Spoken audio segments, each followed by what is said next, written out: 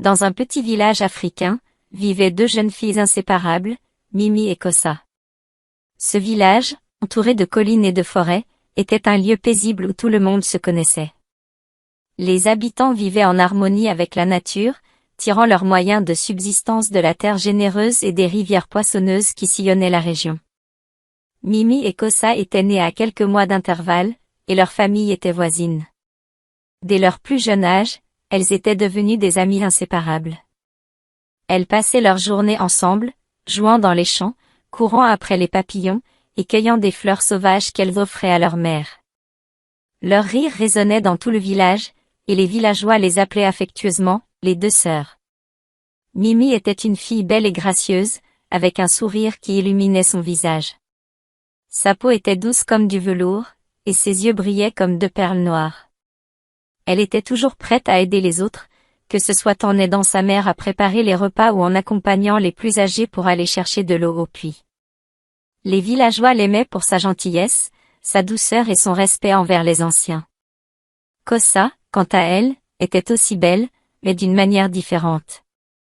Elle avait un visage expressif, marqué par une forte personnalité. Elle était plus réservée que Mimi, mais tout aussi aimable.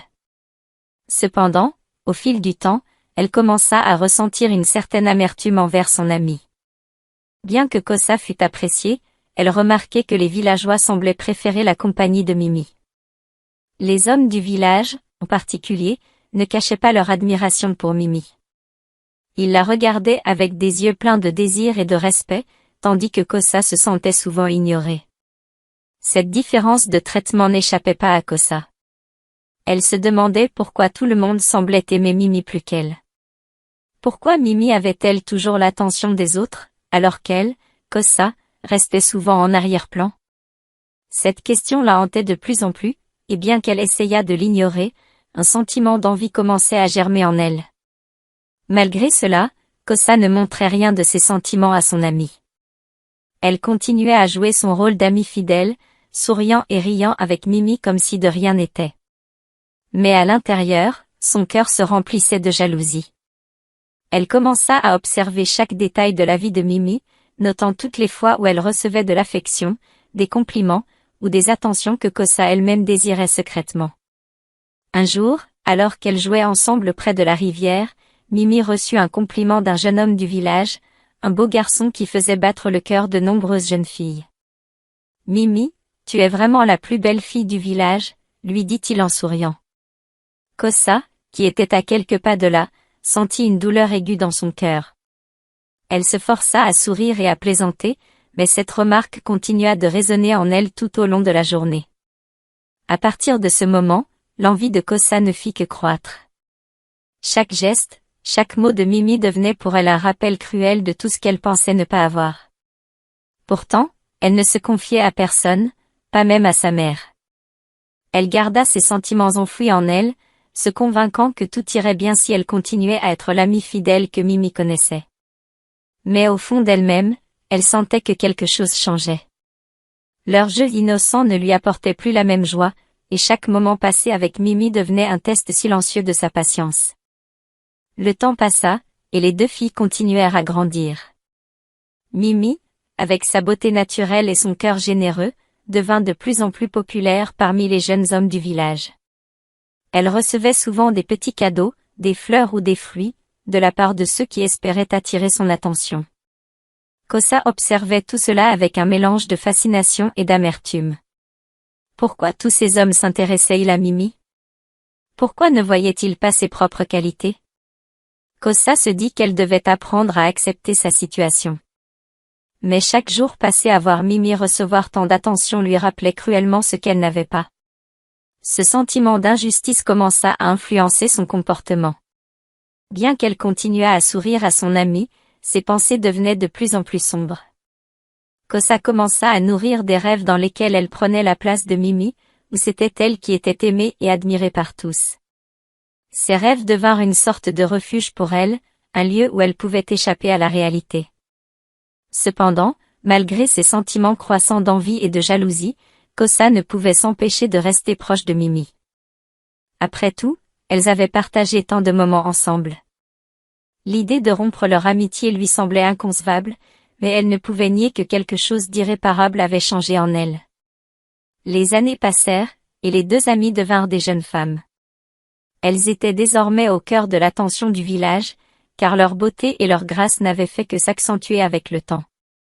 Cependant, tandis que Mimi continuait à attirer l'attention et l'affection de tous, Kosa se trouvait de plus en plus reléguée au second plan.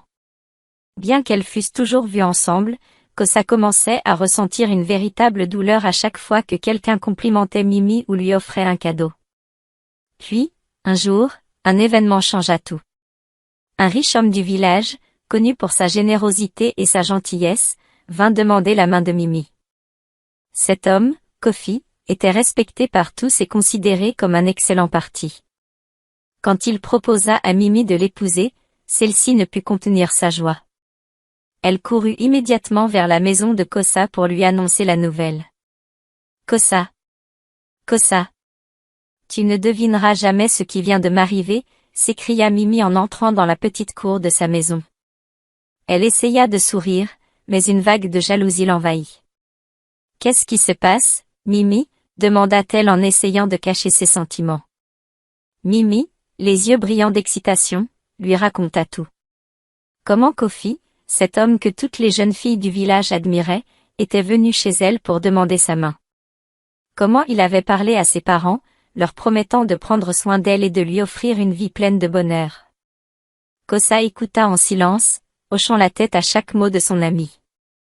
À l'extérieur, elle semblait ravie pour Mimi, mais à l'intérieur, c'était tout autre chose. Elle ne pouvait s'empêcher de penser que cet homme aurait dû venir pour elle, et non pour Mimi. Pourquoi Mimi obtenait-elle toujours ce qu'elle voulait? Pourquoi la vie semblait-elle si injuste envers elle? Les jours qui suivirent furent un tourbillon de préparatifs pour le mariage de Mimi. Tout le village était en effervescence, et Kosa fut naturellement invitée à participer aux préparatifs. Elle aida Mimi à choisir sa robe, à décorer la maison, et même à organiser la cérémonie. Tout le monde louait Kosa pour sa dévotion à son amie, ne se doutant pas une seule seconde de la tempête qui faisait rage en elle. Le jour du mariage arriva, et ce fut une grande fête dans le village. La cérémonie eut lieu sous un grand arbre à l'ombre duquel les villageois se rassemblaient souvent pour discuter et prendre des décisions importantes. Mimi était resplendissante dans sa robe blanche, et Kofi, élégant dans ses habits de cérémonie, ne pouvait détacher ses yeux de sa nouvelle épouse. Les chants et les danses résonnaient dans tout le village, et les rires des enfants se mêlaient aux discussions des anciens. Kosa, quant à elle, faisait de son mieux pour cacher son ressentiment. Elle dansait avec les autres, elle souriait, elle félicitait le couple, mais tout cela n'était qu'une façade. À l'intérieur, elle se sentait vide, trahie par le destin qui avait une fois de plus favorisé Mimi. Le soir venu, après les festivités, Mimi rejoignit son nouveau mari dans leur maison commune. Kosa retourna chez elle, épuisée, mais incapable de trouver le sommeil. Elle se demanda encore et encore pourquoi elle ne méritait pas le même bonheur que Mimi. Les jours suivants furent difficiles pour Kosa. Chaque fois qu'elle voyait Mimi et Kofi ensemble, son cœur se serrait. Ils semblaient si heureux, si amoureux, et tout le monde les admirait. Kosa ne pouvait plus supporter de les voir ensemble, de les entendre parler de leur bonheur. Elle évita de plus en plus Mimi, trouvant des excuses pour ne pas la voir ou passer du temps avec elle. Quand elles se croisaient par hasard, Kosa se forçait à sourire et à échanger quelques mots, mais elle ne pouvait s'empêcher de ressentir une douleur aiguë en voyant le bonheur de son amie. Un jour, alors qu'elle se promenait seule dans les champs, Kosa s'assit sous un arbre et se mit à pleurer. Elle pleura pour tout ce qu'elle ressentait, pour toute la jalousie qui la rongeait, pour l'injustice de la vie. Elle savait que ses sentiments n'étaient pas bons, mais elle ne pouvait les chasser de son cœur. Pourquoi, Dieu, pourquoi, murmura-t-elle entre deux sanglots. Que ai-je fait pour mériter cela? Pourquoi Mimi a-t-elle tout ce que je désire? Pourquoi la vie est-elle si cruelle envers moi? Mais le vent dans les arbres et le chant des oiseaux furent les seules réponses à ces questions. Mimi, heureuse et épanouie dans son mariage, partageait tout avec Kosa. Elle lui racontait comment Kofi la traitait comme une reine, la couvrait de cadeaux, et la comblait d'amour. Mimi croyait sincèrement que Kosa était heureuse pour elle, qu'elle se réjouissait de son bonheur. Mais chaque mot que Mimi prononçait, chaque détail de sa vie maritale, était comme une lame qui s'enfonçait dans le cœur de Kosa. Elle écoutait attentivement, mais intérieurement, elle bouillonnait. Pourquoi Mimi avait-elle tout, alors qu'elle, Kosa, n'avait rien? Pourquoi la vie semblait-elle si injuste? Le soir, lorsqu'elle rentrait chez elle, Kosa se laissait emporter par ses pensées sombres. Elle s'imaginait à la place de Mimi, vivant la vie dont elle rêvait. Chaque fois que Mimi mentionnait un nouveau cadeau ou une attention particulière de Kofi, Kosa se demandait pourquoi cela ne lui arrivait pas à elle. Cette jalousie silencieuse la rongeait de l'intérieur, la poussant à élaborer des plans pour prendre la place de Mimi dans la vie de Kofi. Un jour, alors que Mimi lui racontait une nouvelle fois comment Kofi l'avait surprise avec un somptueux dîner romantique, Kosa décida qu'elle en avait assez. Elle ne pouvait plus supporter de rester dans l'ombre, de vivre dans la jalousie. Elle voulait ce que Mimi avait, et elle était prête à tout pour l'obtenir. Kosa se mit alors à réfléchir à un plan pour séduire Kofi. Elle savait que cela ne serait pas facile, que Mimi ne se laisserait pas voler son bonheur si facilement. Mais Kosa était déterminée.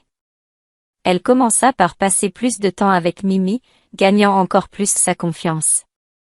Elle l'écoutait avec une attention redoublée, posant des questions sur Kofi, sur ce qu'il aimait, sur ses habitudes. Plus elle en apprenait, plus elle se sentait prête à mettre en œuvre son plan. Mais Kosa savait qu'elle devait agir avec prudence. Elle ne pouvait pas se permettre de révéler ses intentions trop tôt. Elle devait d'abord affaiblir la relation entre Mimi et Kofi, créer un fossé entre eux avant de tenter de s'immiscer dans leur couple. Et pour cela, elle avait besoin de trouver un moyen de discréditer Mimi aux yeux de Kofi. Kosa commença à observer Mimi de près, cherchant la moindre faille, le moindre faux pas qu'elle pourrait exploiter. Elle savait que Kofi était très amoureux de Mimi, mais elle savait aussi que les hommes pouvaient être influencés par ce qu'ils voyaient ou entendaient. Si elle pouvait faire en sorte que Kofi doute de la fidélité de Mimi, elle pourrait peut-être créer une ouverture pour elle-même. C'est ainsi que naquit dans l'esprit de Kosa l'idée d'un plan machiavélique. Un plan qui, si tout se passait comme elle l'espérait, lui permettrait de prendre la place de Mimi dans la vie de Kofi. Mais pour cela, elle devait agir avec une extrême prudence, en veillant à ce que personne ne se doute de rien, surtout pas Mimi. Kosa savait qu'il était temps de passer à l'action. Elle avait réfléchi à son plan pendant des semaines, et tout était enfin en place. Elle proposa à Mimi de sortir ensemble, sous prétexte de passer une soirée entre amis, de se détendre après tant de discussions sur la vie maritale de Mimi. Mimi, toujours méfiante des sorties nocturnes, hésita au départ. Elle préférait passer ses soirées à la maison avec Kofi, dans la chaleur de leur foyer. Mais Kosa insista, jouant sur les sentiments de Mimi, lui rappelant qu'elles étaient amies depuis toujours et qu'elles avaient besoin de ces moments de complicité pour maintenir leur amitié. Après de nombreuses insistances, Mimi finit par céder. Elle accepta de sortir avec Kosa, sans se douter un seul instant que cette soirée allait changer sa vie à jamais. Le jour de la sortie, Kosa était prête. Elle avait soigneusement planifié chaque détail de la soirée. Elles se rendirent dans un bar élégant du village, un endroit où personne ne les dérangerait. Mimi, sans méfiance, s'installa à la table que Kosa avait choisie. Elles commandèrent des boissons, et Kosa engagea la conversation, essayant de détendre l'atmosphère. Mais Kosa avait d'autres plans en tête. Elle avait déjà fait un accord avec le barman. Elle lui avait glissé un peu d'argent pour qu'il ajoute un puissant sédatif dans la boisson de Mimi. Ce produit, inoffensif en apparence, était suffisamment fort pour faire perdre à Mimi tout contrôle de ses actes. Lorsque les boissons arrivèrent, Kosa leva son verre et proposa un toast à leur amitié, un toast hypocrite qui cachait ses véritables intentions. Mimi, encore insouciante, but une gorgée de sa boisson. Le sédatif mit quelques minutes à faire effet.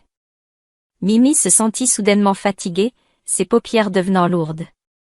Elle pensa d'abord que c'était la fatigue accumulée des derniers jours, mais elle se trompait. Pendant que Mimi commençait à perdre ses repères, l'homme que Kosa avait payé entra en scène. Il était grand, séduisant, et savait parfaitement comment charmer une femme. Il s'approcha de la table avec assurance et engagea la conversation avec Mimi, prétendant être un vieil ami. Mimi, dans son état affaibli, ne réalisa pas ce qui se passait. Elle répondit poliment, mais sa tête tournait et ses pensées étaient embrouillées. Kossa, observant discrètement la scène, se retira à ce moment-là, laissant l'homme seul avec Mimi. Elle savait que tout se passait comme prévu. L'homme, profitant de l'état de faiblesse de Mimi, l'emmena dans une chambre à l'étage du bar. Mimi, à moitié consciente, ne put résister. Elle se laissa guider, incapable de comprendre ce qui se passait. Une fois dans la chambre, l'homme fit ce que Kossa lui avait demandé. Il coucha avec Mimi, profitant de son état, et enregistra toute la scène avec une caméra cachée. Le lendemain matin, Mimi se réveilla seule dans cette chambre inconnue. Elle ne se souvenait de rien de ce qui s'était passé la veille. Elle se leva, confuse et inquiète, et se dépêcha de rentrer chez elle. En arrivant, elle trouva Kofi silencieux et distant. Il ne lui adressa pas un mot, mais le regard qu'il lui jeta fut glaçant. Mimi ne comprenait pas ce qui se passait, mais elle ressentait que quelque chose avait changé. Kossa, quant à elle, avait déjà envoyé la vidéo compromettante à Kofi. Elle savait que cela créerait un fossé irréparable entre Mimi et son mari. Elle savait que, bientôt, Kofi se tournerait vers elle pour trouver du réconfort. Elle avait réussi à semer le doute et la méfiance dans le cœur de Kofi, et maintenant, elle attendait patiemment que son plan aboutisse. Mimi tenta de se rapprocher de son mari, cherchant à l'embrasser comme elle le faisait habituellement, mais il la repoussa doucement, sans un mot. Le silence pesant qui suivit était pire que n'importe quelle confrontation. Mimi sentit une boule se former dans sa gorge. Quelque chose n'allait pas, mais elle ne comprenait pas quoi. Elle chercha désespérément à briser ce silence glacé. « Kofi, est-ce que tout va bien ?» demanda-t-elle d'une voix tremblante. Kofi leva les yeux vers elle, son regard vide. Il secoua légèrement la tête avant de se lever brusquement et de quitter la pièce sans dire un mot. Mimi resta là, seule, avec ses pensées tourmentées. Elle ne pouvait comprendre ce qui venait de se passer. Pourquoi Kofi agissait-il ainsi? Que avait-elle fait de mal? Les jours qui suivirent furent un véritable cauchemar pour Mimi. Kofi devint de plus en plus distant, presque absent. Il ne lui parlait plus, ne partageait plus de moments avec elle, et évitait même de manger les repas qu'elle préparait avec amour. Mimi se sentait impuissante, dévastée par ce rejet soudain et inexpliqué. Elle ne comprenait pas pourquoi son mari, qui l'avait toujours aimée et soutenue, la traitait maintenant comme une étrangère. Elle essaya à plusieurs reprises de discuter avec lui, de comprendre ce qui se passait, mais Kofi restait fermé, refusant de répondre à ses questions. Mimi pleurait chaque nuit, seule dans leur lit, priant pour que tout cela ne soit qu'un mauvais rêve. Elle se demandait si elle avait fait quelque chose de mal, si elle avait dit ou fait quelque chose pour provoquer ce changement chez son mari. Ce qu'elle ignorait, c'est que Kofi avait reçu, dès le matin suivant cette fameuse nuit, une vidéo qui allait bouleverser leur mariage. Un message anonyme lui avait été envoyé, contenant une vidéo compromettante de Mimi, en compagnie d'un homme inconnu. Kofi avait regardé la vidéo, le cœur serré, voyant sa femme, dans un état de semi-conscience, avec cet homme. La rage, la douleur et la trahison l'avaient envahi en un instant. Il ne pouvait pas croire ce qu'il voyait. Comment Mimi, sa chère Mimi, avait-elle pu lui faire ça? Pourtant, au lieu de confronter Mimi immédiatement, Kofi avait choisi de garder cette souffrance pour lui. Il ne voulait pas croire à cette trahison, mais les images étaient là, indéniables. Chaque fois qu'il regardait Mimi, il revoyait cette scène, et la colère qu'il tentait de refouler le consumait un peu plus chaque jour. Ainsi, il s'éloignait d'elle, incapable de faire face à cette réalité. Mimi, de son côté, continuait à souffrir en silence, ignorant tout de la raison de ce changement brutal. Elle se sentait perdue, essayant de comprendre ce qui avait pu provoquer ce gouffre entre elle et Kofi. Elle passait ses journées à attendre une explication, un signe de son mari, mais en vain. Chaque jour était une nouvelle torture, une descente aux enfers sans fin. Pendant que Mimi luttait pour comprendre ce qui se passait dans son mariage, Kosa voyait une opportunité en or. Elle savait que son plan avait fonctionné à la perfection. Le fossé entre Mimi et Kofi s'était creusé, et Kofi, rongé par la douleur et la trahison, était vulnérable.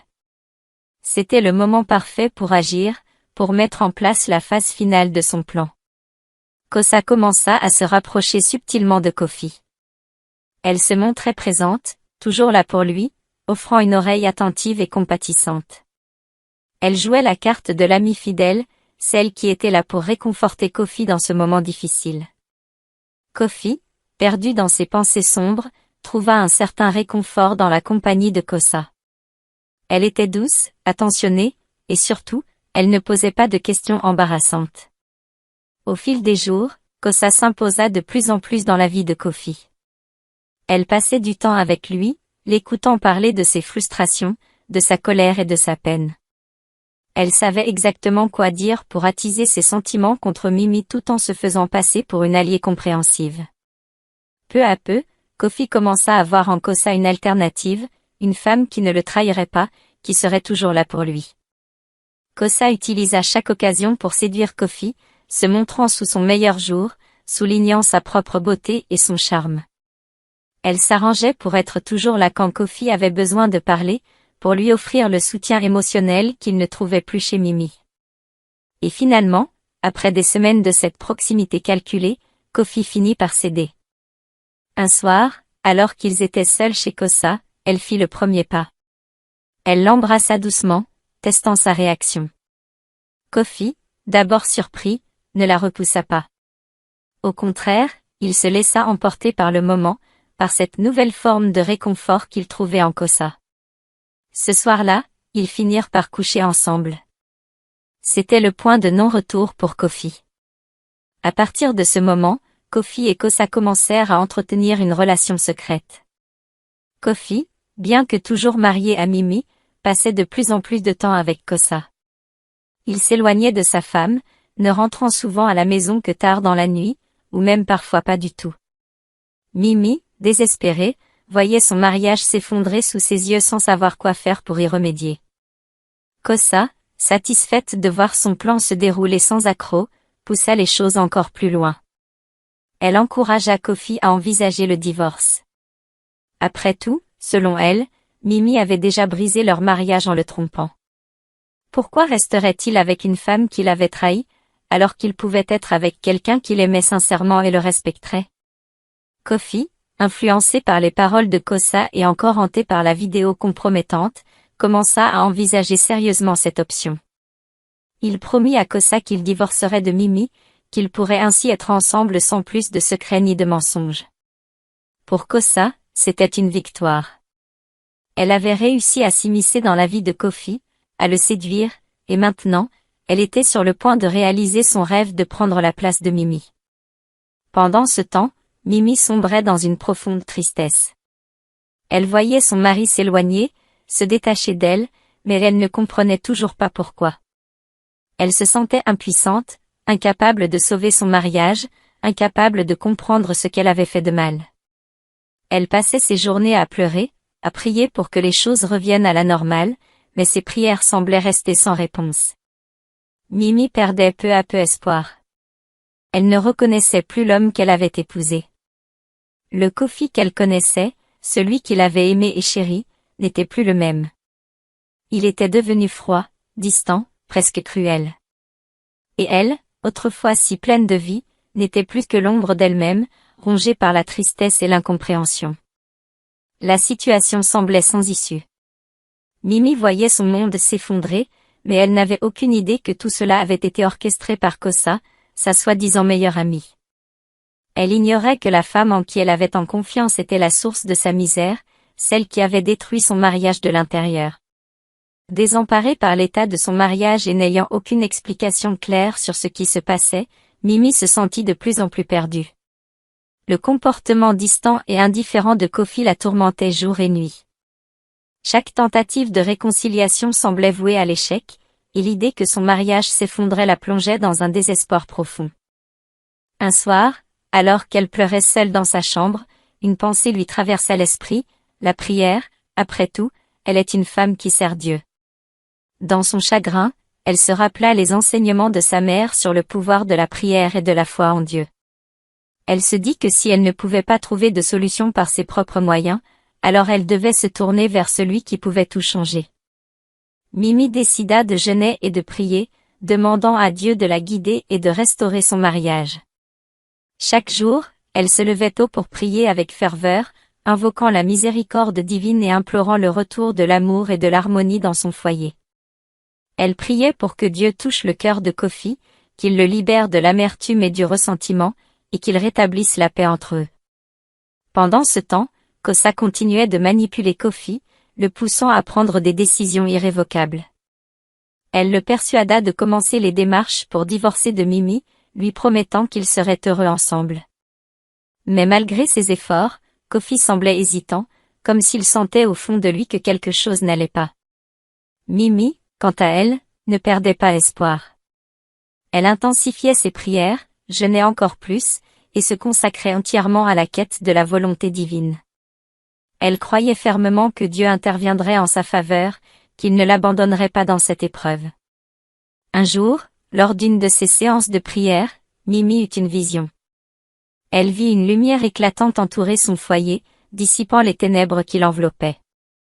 Cette vision lui apporta une paix intérieure et renforça sa conviction que Dieu répondrait à ses prières. Encouragée, elle continua de prier avec encore plus de détermination, persuadée que la victoire était proche. Alors que les jours passaient, Kosa devenait de plus en plus impatiente. Elle sentait que le moment de prendre la place de Mimi était enfin arrivé. Un après-midi, profitant de l'absence de Mimi, elle se rendit chez elle pour passer du temps avec Kofi. Elle savait que Mimi était partie pour une longue prière et comptait bien en profiter. Chez Kofi, l'atmosphère était tendue.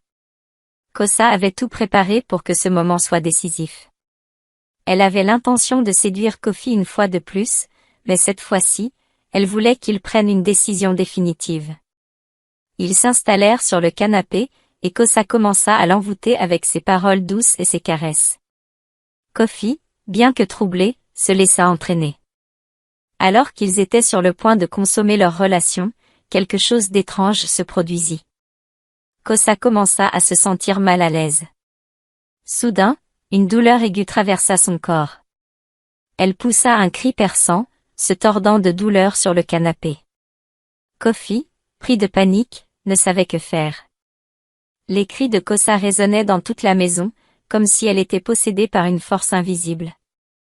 Mimi, qui était en prière à l'église, sentit une urgence dans son esprit. Elle interrompit ses prières et se précipita chez elle, sans savoir exactement pourquoi. À son arrivée, elle entendit les cris de Kosa provenant de l'intérieur. Elle entra précipitamment dans la maison et trouva Kosa en proie à une crise, se tordant de douleur et criant sans relâche. Sous le choc, Mimi tenta de comprendre ce qui se passait. Kofi, complètement désorienté, ne savait que faire pour aider Kosa. Mais soudain, quelque chose d'étrange se produisit. Kosa, en plein milieu de ses cris, s'arrêta brusquement et se mit à parler d'une voix étrangère, comme si elle était possédée. Elle commença à confesser tous ses méfaits, révélant comment elle avait orchestré un complot contre Mimi pour lui voler son mari. Elle raconta en détail comment elle avait manipulé Kofi, comment elle avait utilisé la magie pour piéger Mimi lors de cette nuit fatidique, et comment elle avait planifié de prendre sa place. À mesure qu'elle parlait, son état se dégradait. Ses paroles devenaient incohérentes, et elle commença à perdre la raison. Ses yeux, autrefois pleins de malice, devinrent vides et égarés. Elle tomba à genoux devant Mimi, suppliant pour le pardon, mais ses mots étaient de plus en plus confus. Kofi, bouleversé par cette révélation, se tourna vers Mimi, honteux et terrifié. Il réalisa qu'il avait été dupé par Kosa, qu'il avait failli perdre tout ce qu'il avait de plus précieux à cause de ses mensonges. L'horreur de la situation le submergea, et il se jeta aux pieds de Mimi, implorant son pardon. Kosa, quant à elle, perdit complètement la raison sur le champ. Elle se mit à rire hystériquement, ses mains agrippant sa tête, comme si elle cherchait à échapper à une force invisible. Elle continua à divaguer jusqu'à ce qu'elle s'effondre sur le sol, incapables de prononcer un mot de plus. Mimi et Kofi restèrent figés, sous le choc de cette scène surréaliste. Leur cœur était lourd de la trahison révélée, mais aussi de l'incroyable puissance de la prière qui avait exposé la vérité. Mimi, bien que profondément blessée, sentit en elle une force nouvelle, une conviction que Dieu avait entendu ses prières et avait restauré la vérité dans son foyer. Le couple réalisa alors l'importance de la foi et de la prière dans leur vie, et à partir de ce jour, ils décidèrent de reconstruire leur mariage sur des bases solides, avec Dieu au centre de leur union. Quant à Kossa, elle disparut de leur vie, emportant avec elle les ténèbres qu'elle avait semées. As-tu aimé cette histoire? Quelle leçon as-tu tiré? Aime la vidéo, partage-la, et abonne-toi sur la chaîne pour nous encourager. Merci.